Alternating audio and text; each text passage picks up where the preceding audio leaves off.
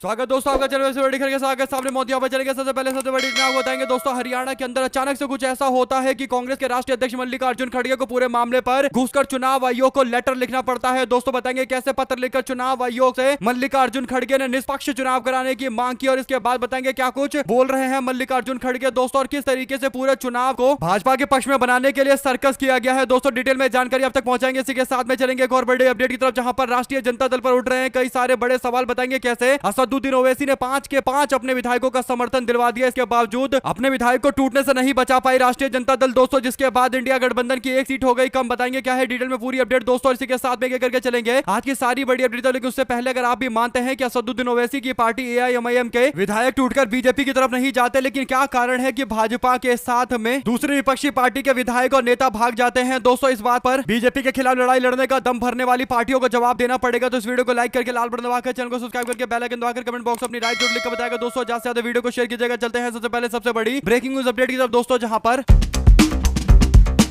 हरियाणा के 2 राज्यसभा सीटों को लेकर लगातार वोटिंग की अपडेट सामने आ रही थी दोस्तों। इस बीच जो जानकारी सामने आई है वो ये कि हरियाणा के अंदर वोटों को लेकर उस वक्त जोरदार तरीके का विवाद शुरू हो गया दोस्तों, जब बीजेपी और कांग्रेस पार्टी की ओर से वोटों को लेकर आपत्ति जतानी शुरू कर दी गई। भारतीय जनता पार्टी ने कांग्रेस पार्टी के 2 वोटों को लेकर आपत्ति जताई, तो कांग्रेस पार्टी ने भी मंत्री अनिल विज के द्वारा डाले गए वोट को लेकर आपत्ति जताई दोस्तों। दोनों पक्षों की आपत्तियों के कारण वोटों की गिनती की प्रक्रिया को रोक दिया गया। ऐसे में मल्लिकार्जुन खड़गे ने पूरे मामले पर दखल देते हुए चुनाव के तरीके को लेकर सवाल खड़ा कर दिया दोस्तों। कांग्रेस के अध्यक्ष मल्लिकार्जुन खड़गे ने लेटर लिखते हुए चुनाव आयोग से बोला कि चुनाव करवा रहे हो तो निष्पक्ष तरीके से करवाओ। चुनाव आयोग को इसे तुरंत रोकने या ठीक करने के लिए बोला गया है दोस्तों, यानी विपक्ष के खिलाफ जो साजिश चल रही है चुनाव आयोग की, उसे लेकर कांग्रेस के नेता ने एक पत्र लिखते हुए आरोप लगाए हैं। और इसके अलावा हमारे वैध मतदाताओं या डाले गए वोटों को अयोग्य नहीं ठहराया जा सकता, यानी कांग्रेस पार्टी के जो वोट है उसको अमान्य ठहराया जा रहा है दोस्तों। सोचिए, एक तो विधायक को पहले बचाना पड़ता है भाजपा के तोड़फोड़ से और ऑपरेशन कमल से, लेकिन जब विधायक वोट डालकर आ जा रहे हैं तो उनको वोट को अमान्य घोषित किया जा रहा है, अयोग्य घोषित किया जा रहा है। तो इससे पता चलता है कि पूरा का पूरा तंत्र मिलकर विपक्ष को हर सीट पर हराने की कोशिश कर रहा है दोस्तों, जबकि हरियाणा के अंदर कांग्रेस पार्टी जबरदस्त तरीके से मुकाबला कर रही है और बीजेपी को दूसरी सीट जीतने नहीं देंगे। इस तरीके से पूरी दमखम के साथ में काम किया जा रहा है। लेकिन बड़ी बात यह है दोस्तों कि अमित शाह का करीबी और गुजरात का उप मुख्यमंत्री हर्ष सांघवी को हरियाणा भेजा गया है। आप लोग जानते हैं कि किसी नेता को हरियाणा या फिर किसी और राज्य के अंदर बीजेपी क्यों भेजती है दोस्तों, और पावरफुल लोगों को क्यों भेजती है, क्योंकि वो गुजरात का उप मुख्यमंत्री है और उसके पास काफी पावर है दोस्तों, अमित शाह का करीबी है। और ऐसे में हरियाणा के चुनाव को कहीं ना कहीं पूरी तरीके से कांग्रेस पार्टी से छीनने की कोशिश के तहत ये पूरा अभियान चलाया जाता है। ऐसे में कांग्रेस पार्टी के पास बहुमत से ज्यादा का नंबर है दोस्तों, इसके बावजूद कांग्रेस ने सबको एकजुट करके वोट डलवा दिया, तो वोटों को अमान्य घोषित करने की एक पूरी साजिश चल रही है। ऐसे में मल्लिकार्जुन खड़गे के द्वारा लिखे गए लेटर पर आपकी क्या राय है दोस्तों? अगर आप भी मानते हैं कि संसद भवन के अंदर भी जोरदार तरीके का हंगामा होगा और चुनाव आयोग की निष्पक्षता एक बार फिर से सवालों के घेरे में आई है, तो लिखकर जरूर बताएगा। साथ साथ चलते हैं एक और बड़ी अपडेट तो दोस्तों, जिसमें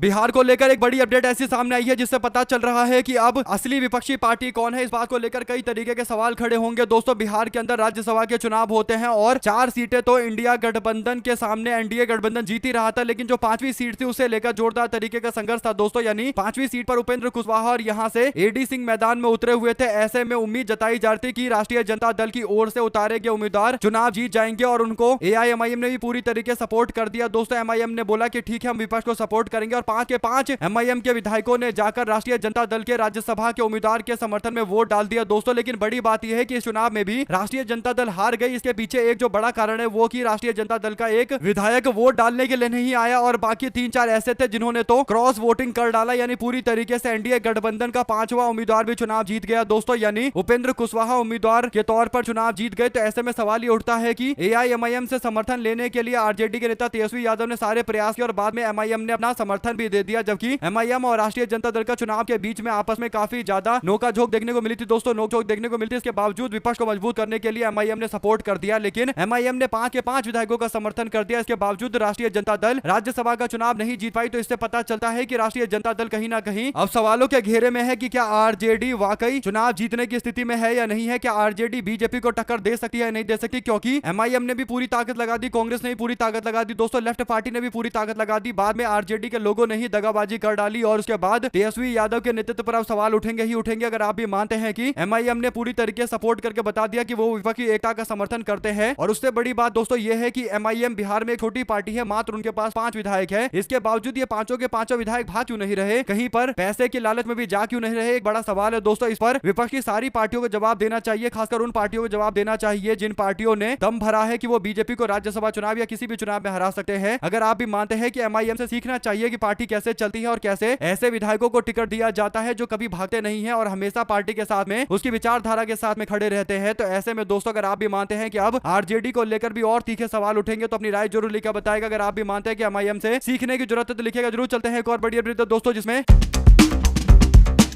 4 राज्यों और केंद्र शासित प्रदेश के अंदर विधानसभा चुनाव की तारीखों की घोषणा के बाद राजनीतिक हलचलें तेज है दोस्तों। विपक्ष के सांसद चुनाव आयोग पर बीजेपी के इशारों पर काम करने का आरोप लगा रहे हैं। कांग्रेस पार्टी के सांसद प्रियंका गांधी ने कहा कि चुनाव तारीखों और चरण बीजेपी की सहूलियत के हिसाब से बनाए जाते हैं। चुनाव आयोग की घोषणा निष्पक्ष नहीं है, इसमें सत्तारूढ़ दल की सुविधा को प्राथमिकता दी गई है, यानी बीजेपी को जहां फायदा मिल रहा है उस हिसाब से चुनाव करवाए जा रहे हैं। भाजपा के फायदे के हिसाब से पूरे चुनाव का प्लान तैयार किया जाता है। प्रियंका गांधी संसद भवन में थी दोस्तों, जब बाहर निकल रही थी तो मीडिया वाले माइक लगा उनसे सवाल पूछ रहे थे, जिस पर उनकी ओर से यह जवाब सामने आया है। खासकर केरल के चुनाव की जो तारीखें हैं वो बीजेपी को फायदा पहुंचाने वाली है। आप लोग इस पर क्या राय देना चाहते हैं लिखकर जरूर बताएगा। साथ साथ चलते हैं एक और बड़ी अपडेट दोस्तों, जिसमें भारतीय जनता पार्टी को हर कदम पर सपोर्ट करने वाली बीजू जनता दल अब खुद ही एक्सपोज हो गई है दोस्तों। बीजू जनता दल जो बीजेपी के लिए हमेशा से फ्री वोट की तरह खड़ी रहती थी, यानी बीजेपी को जब भी धारा 370 हटाना हो या फिर जीएसटी लेकर आना हो या कोई भी बड़े फैसले लेने हो, बीजू जनता दल ने हमेशा बीजेपी का पार्लियामेंट के अंदर, संसद के अंदर सपोर्ट किया दोस्तों। बीजू जनता दल और नवीन पटनायक को लगता था कि अगर बीजेपी के साथ मिलकर काम करेंगे तो बीजेपी वाले उड़ीसा में अपनी पार्टी का विस्तार नहीं करेंगे और बीजू जनता दल यहां पर राज करती रहेगी, केंद्र में बीजेपी राज करती रहेगी और दोनों का फायदा मिलेगा। लेकिन बाद में बीजेपी ने उड़ीसा में विधानसभा का चुनाव जीता दोस्तों। उसके बाद अब बीजू जनता दल यानी नवीन बाबू की पार्टी को पूरी तरीके से खत्म करने पर लग गई है भारतीय जनता पार्टी दोस्तों। बीते दिन राज्यसभा का चुनाव होता है और 1-2 नहीं बल्कि बीजू जनता दल के तो 8 लोगों ने बगावत कर डाली दोस्तों, यानी बीजू जनता दल जिसको 34 सीट पर उम्मीदवार उतारने के लिए कांग्रेस पार्टी ने बोला दोस्तों और तेश्वर होता को मैदान में उतारा गया। ऐसे में कांग्रेस पार्टी तो पूरी तरीके सपोर्ट में खड़ी थी दोस्तों, लेकिन बीजू जनता दल के ही विधायक भाग गए। बीजू जनता दल के जो अभी वर्तमान विधायक है दोस्तों, उसमें से 6 विधायकों ने पार्टी के खिलाफ वोट कर दिया और बीजू जनता दल के जो 2 विधायक है, जिसमें अरविंद मोहपात्रा और सनातन महाकुद दोनों के दोनों तो पहले ही भाग चुके हैं और उनको सस्पेंड किया जा चुका है। तो लगभग 8 ऐसे विधायक थे जिन्होंने पलटी मारी दोस्तों, जिसे उड़ीसा के अंदर बीजू जनता दल चुनाव जीत गई दोस्तों। ऐसे में आपकी क्या राय है? अगर आप भी मानते हैं कि बीजू जनता दल के लिए सबक है और देश की दूसरी पार्टियों के लिए भी सबक है कि जो बीजेपी को कंधे पर बिठाकर राज्य के अंदर लेकर आएंगे या केंद्र में सरकार बनवाएंगे, आखिरकार बाद में जाकर भारतीय जनता पार्टी उन्हीं को डसने वाली है, तो अपनी राय जरूर लेकर बताएगा। साथ साथ दोस्तों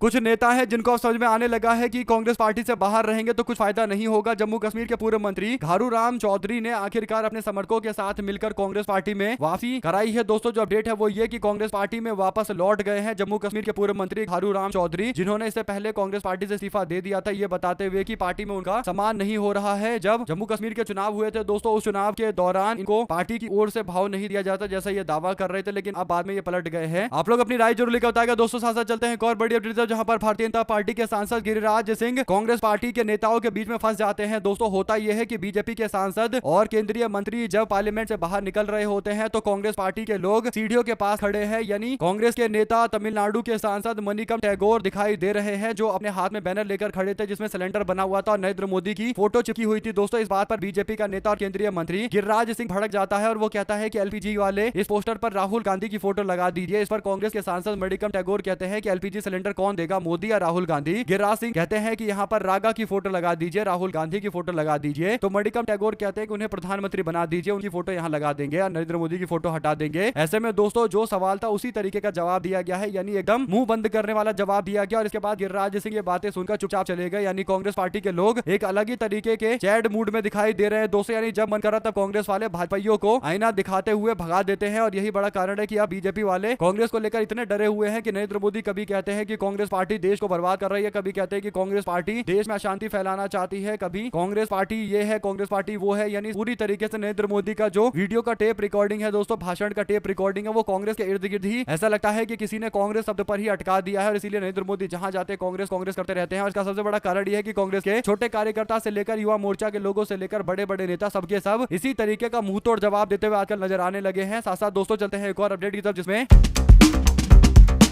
भारत निर्वाचन आयोग ने पश्चिम बंगाल के विधानसभा चुनाव की घोषणा के कुछ घंटों के बाद प्रशासनिक कदम उठाते हुए राज्य सरकार के शीर्ष अधिकारी और मुख्य सचिव के साथ साथ गृह सचिव और डीजीपी और कोलकाता पुलिस के आयुक्त को हटा दिया है। आयोग ने राज्य की मुख्य सचिव जो थी दोस्तों, यानी जो सेक्रेटरी थी, चीफ सेक्रेटरी थी नंदिनी चक्रवर्ती, उनको पोस्ट से हटा दिया और गृह सचिव जगदीश प्रसाद मीणा को उनके पोस्ट पर रखा जाएगा, उनको भी पोस्ट से हटा दिया गया है। यानी दोनों टॉप लेवल के अधिकारियों को बदल दिया गया है। दोस्तों, चुनाव आयोग ने 1993 बैच के आईएएस अधिकारी दुष्यंत नरियाला को पश्चिम बंगाल का नया मुख्य सचिव नियुक्त किया है, जबकि नंदिनी चक्रवर्ती को चुनाव से जुड़े मामले से दूर रखा जाएगा। यानी बंगाल सरकार की एक अधिकारी जो ममता बनर्जी के काफी करीबी थी दोस्तों, नंदिनी चक्रवर्ती, उनको कहीं ना कहीं चुनाव की प्रक्रिया से दूर रखा जा रहा है। ऐसे में देखना यह होगा कि ममता बनर्जी आगे क्या फैसला लेती है, क्या इनको चुनाव लड़वाया जाएगा, क्या नंदिनी चक्रवर्ती भी चुनावी मैदान में कूद सकती है। जो भी अपडेट आएगी दोस्तों आप तक लगातार पहुंचाते रहेंगे। साथ साथ चलते हैं एक और बड़ी अपडेट की तरफ, जिसमें संसद में कांग्रेस के हंगामे से पूर्व पीएम देवेगौड़ा काफी ज्यादा नाराज है। दोस्तों, सोनिया गांधी को पत्र लिखकर उन्होंने एक ऐसी बात कही है जिसे लग रहा है कि बीजेपी वाले अब इनसे भी पत्र लिखवाकर कहीं ना कहीं अपने आप को सच साबित करने की कोशिश कर रहे हैं। यानी भाजपा का पूरा इकोसिस्टम एक्टिव हो चुका है। दोस्तों, देश के पूर्व प्रधानमंत्री और राज्यसभा के सांसद एचडी देवेगौड़ा ने सोनिया गांधी जी को पत्र लिखा। उसमें पत्र में उन्होंने कहा कि संसद और उसके परिसर में मुख्य विपक्षी दलों के द्वारा बिना सोचे समझे अराजकता फैलाई गई, उसे मैं बहुत ज्यादा व्याकुल हो गया हूँ, यानी पूरी तरीके से नाराज हो गया हूँ, व्याकुल हो गया हूँ, परेशानी होने लगी है। मुझे नहीं पता था कि आप इस अनियंत्रित गतिविधि और नकारात्मक ऊर्जा के प्रसार के परिणाम को समझ पा रही है। यानी सोनिया गांधी जी से बोला जा रहा है कि विपक्ष जो रवैया अपना रहा है वो गलत है। यानी दोस्तों, पूरे प्रधानमंत्री रहे हैं एचडी देवेगौड़ा, उनको थोड़ा सोच समझ के बोलना चाहिए, लेकिन ऐसा लगता है कि उनको भाजपा ने लेटर पकड़ा दिया और उन्होंने उस लेटर पर साइन करते हुए मीडिया में जारी कर दिया है। यानी पूरी तरीके से दोस्तों भारतीय जनता पार्टी के इशारे पर काम कर रहे हैं पूर्व प्रधानमंत्री एचडी देवेगौड़ा। और सबको ये उम्मीद थी कि अगर एचडी देवेगौड़ा अपने आप काम कर रहे होते तो उनके बेटे के फैसले को वो कभी नहीं मानते, यानी बीजेपी के साथ जाने का तो कोई मतलब था ही नहीं। लेकिन अब क्योंकि वो बीमार चल रहे हैं तो उन्हें पता भी नहीं होगा कि शायद उनका कोई पन्ना जारी कर दे रहा है, यानी उनके सिग्नेचर के साथ में कोई बयान जारी कर दे रहा है। आप लोग जानते हैं कि कौन ये सब करवा रहा होगा। साथ साथ दोस्तों,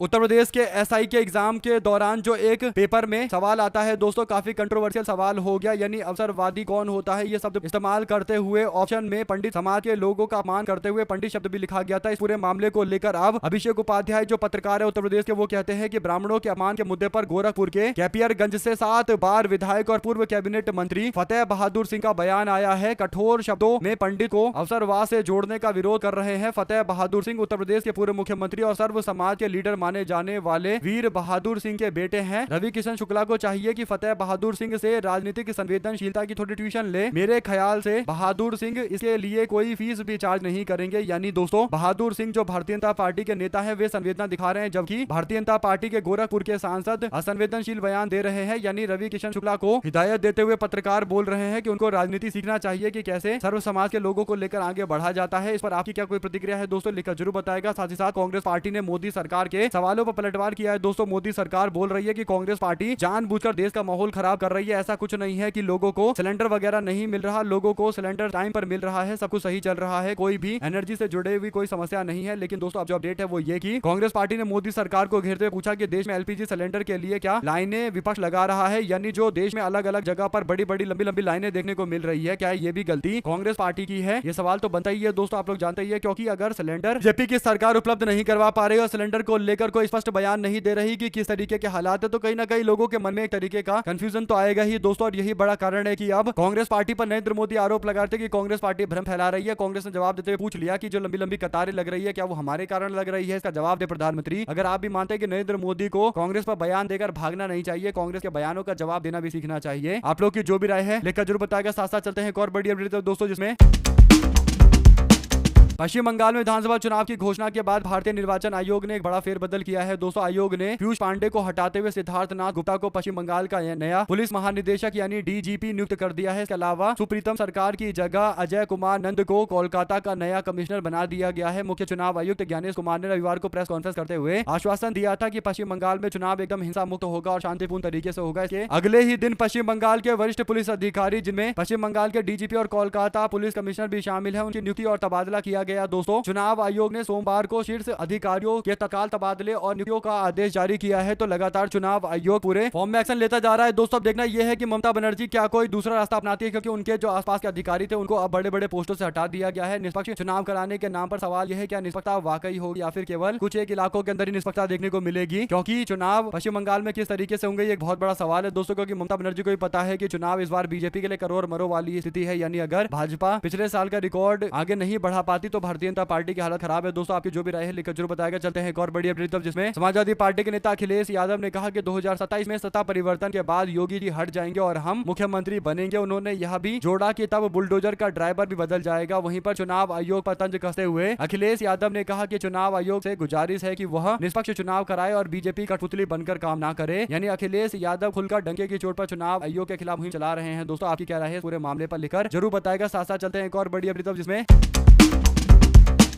कांग्रेस पार्टी के कार्यकर्ताओं ने युवा कार्यकर्ताओं ने एक बार फिर से बीजेपी सरकार को एक्सपोज कर दिया है। दोस्तों युवा कांग्रेस के लोग जोरदार तरीके का प्रदर्शन कर रहे थे दोस्तों, यानी युवा कांग्रेस उदय भानु चिब के समर्थन में यानी उनके साथ में आकर आंदोलन कर रही थी, खासकर अमेरिका और भारत के बीच में हुए ट्रेड डील के मामले को लेकर, एलपीजी के सिलेंडर को लेकर। और इस विरोध के दौरान पुलिस वाले आ जाते हैं और कांग्रेस पार्टी के कार्यकर्ताओं को बस में बिठाकर लेकर चले जाते हैं दोस्तों। और कुछ देर के बाद उस बस को रोकना पड़ता है, जहां पर कांग्रेसी कार्यकर्ताओं को सड़कों पर उतार दिया जाता है। बाद में कांग्रेस के कार्यकर्ताओं ने पूछा कि बस को क्यों रोक दिया गया आप लोगों के द्वारा, तो बाद में बताया जाता है बस ड्राइवर के द्वारा कि गैस खत्म हो गई है। इसके बाद कांग्रेस के लोगों ने कहा कि हम भी तो प्रदर्शन कर रहे हैं गैस खत्म होने को लेकर, यानी देश भर के अंदर गैस का शॉर्टेज चल रहा है, इस बात का हम लोग विरोध कर रहे हैं और हम लोगों को विरोध नहीं करने दिया गया। जिस बस से लेकर आया गया उस बस का भी गैस खत्म हो गया। तो इससे पता चल रहा है कि कैसे एलपीजी देश की आम जनता तक नहीं पहुंच पा रहा है दोस्तों। यहाँ तक कि बस के अंदर भी जो सीएनजी वगैरह लगता है वो भी काम नहीं कर रहा है। तो इससे कहीं ना कहीं कांग्रेस पार्टी ने कहा कि ये तो बीजेपी वालों के साथ में बहुत बड़ा धोखा हो गया, यानी हम लोगों को ले जा रहे थे और कह रहे थे कि देश में गैस खत्म नहीं हुआ, तुम लोग अफवाह फैला रहे हो, लेकिन कुछ देर गाड़ी चलती है और वो बंद हो जाती है और गैस वजह से बंद हुआ था। तो इसे पता चल रहा है कि कितनी हवाबाजी वाली बातें की जा रही थी दोस्तों। और कांग्रेस पार्टी के लोग प्रदर्शन करने के लिए पहुंचे तो उनको कैसे भी रोकने का प्रयास किया गया, लेकिन ये एक बहुत बड़ा मजाक भाजपा वालों के साथ में हो गया। आप लोग अपनी राय जरूर लिखकर बताएगा। साथ साथ चलते हैं एक और बड़ी अपडेट दोस्तों जिसमें बिहार के विधानसभा चुनाव में मोकामा से चुनाव जीतकर आए जनता दल यूनाइटेड के बाहुबली विधायक अनंत सिंह के आगे चुनाव लड़ने को लेकर एक अपडेट आई है दोस्तों। अनंत सिंह से मीडिया वालों ने सवाल पूछा कि नीतीश कुमार तो राज्यसभा जा रहे हैं, तो इस पर आपकी क्या तैयारी। तो उन्होंने कहा कि मैं अब विधानसभा का चुनाव अगली बार से नहीं लड़ूंगा। उन्होंने कहा कि बाल बच्चे चुनाव लड़ेंगे, यानी अपने बेटों को चुनाव लड़ने की तैयारी लड़ाने की तैयारी कर रहे हैं अनंत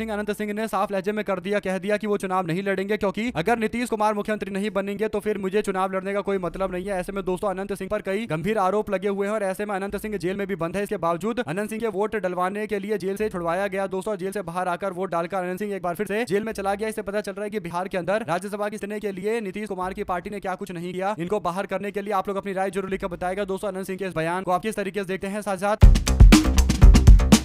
तमिलनाडु में 16 मार्च को होने वाले राज्यसभा के चुनाव से पहले सरगर्मियां बीते दिन तेज थी दोस्तों। कांग्रेस पार्टी ने एक बड़ा दावा करते हुए दावा किया कि कर्नाटका के अंदर उन्होंने 2 लोगों को गिरफ्तार किया है। ये 2 लोग कांग्रेस पार्टी के विधायकों से बातचीत करते हुए होटल में बातचीत करते हुए एक बड़ी साजिश रच रहे थे। ये लोग 5 करोड़ का चेक भी लेकर आए हुए थे। इनका उद्देश्य था कि कांग्रेस के विधायकों से मुलाकात किया जाए, उनको 5 करोड़ का चेक दिया जाए और उनसे क्रॉस वोट करने के लिए बोला जाए। ऐसे में दोस्तों डीके शिव कुमार ने कहा कि हमने ये एक बहुत बड़े प्रोपोगेंडा को पकड़ लिया है। श्रीनिवास गौड़ा ने कहा कि क्रॉस वोटिंग के तैयारियां की जा रही थी, कांग्रेस पार्टी विधायकों को रिश्वत देने की तैयारी चल रही थी। 4 लोग आए थे जिसमें से 2 को गिरफ्तार कर लिया गया है। 2 की छानबीन लगातार जारी है। 8 कांग्रेस के विधायकों को रिश्वत देने की कोशिश थी और 4 लोग थे ऐसे। अब इस पूरे मामले में आपकी जो भी राय है दोस्तों लिखकर जरूर बताएगा। चलते हैं एक और बड़ी अपडेट की तरफ जिसमें कांग्रेस पार्टी के राष्ट्रीय सचिव अभिषेक दत्त ने एक बहुत अच्छी और एक पॉजिटिव एक सकारात्मक कदम उठाया है दोस्तों। कांग्रेस पार्टी के नेता और पार्टी के राष्ट्रीय सचिव अभिषेक दत्त ने कहा कि वो खुद बूथ अध्यक्ष बनकर नई परंपरा पार्टी के अंदर शुरू करेंगे। रमेश एका BLA 1 कस्तूरबा नगर विधानसभा क्षेत्र द्वारा उन्हें BLA 2 की जिम्मेदारी सौंपी गई है दोस्तों। इस अवसर पर अभिषेक दास ने कहा कि अब समय आ गया है कि पार्टी के बड़े नेता भी सीधे बूथ पर जिम्मेदारी संभाले और संगठन और कार्यकर्ता को मजबूत करे। अगर आप भी मानते हैं कि ये बात एकदम सही है, पार्टी के एक कार्यकर्ताओं को बूथ की जिम्मेदारी संभालनी चाहिए। अगर आप भी मानते हैं दोस्तों कि किसी को भी कांग्रेस पार्टी अगर बहुत बड़ा पोस्ट देती है, उससे पहले उस व्यक्ति को बोला जाए कि आप अपने क्षेत्र में जाइए और वहां पर जाकर बूथ लेवल पर काम करिए। देखिए कि कैसे राजनीति काम करती है, कैसे बूथ लेवल काम करता है। कि कांग्रेस पार्टी को लेकर एक बात सबसे ज्यादा फेमस रहती है दोस्तों वो ये कि कांग्रेस पार्टी के कई सारे बड़े नेता जो इस उम्मीद में बैठे रहते हैं कि उनको कोई बड़ा पोस्ट पार्टी की ओर से मिलेगा, वो अपने बूथ पर चुनाव नहीं जीत सकते और पार्टी से उम्मीद करते हैं कि उनको बड़ा बड़ा पोस्ट मिलना चाहिए। ऐसे में अगर आप भी मानते हैं कि जो बूथ पर काम करेगा, पार्टी को अपना बूथ जिताकर देगा और अनुभव दिखाएगा, उसी को पार्टी में बड़ा पोस्ट मिलना चाहिए, क्योंकि जिसको बूथ मैनेजमेंट नहीं आता, नेतागिरी करके उसके लिए आगे बढ़ने का कोई औचित्य नहीं है। और ऐसे ही नेता राज्यसभा के चुनाव के टाइम में पलटी मारते हैं। इसीलिए अभिषेक दत्त ने एक अच्छा उदाहरण तय किया है दोस्तों, उदाहरण सेट किया है, इसकी तारीफ की जानी चाहिए। अगर आप भी मानते हैं कि एकदम सही बात है तो लिखकर जरूर बताएगा। साथ साथ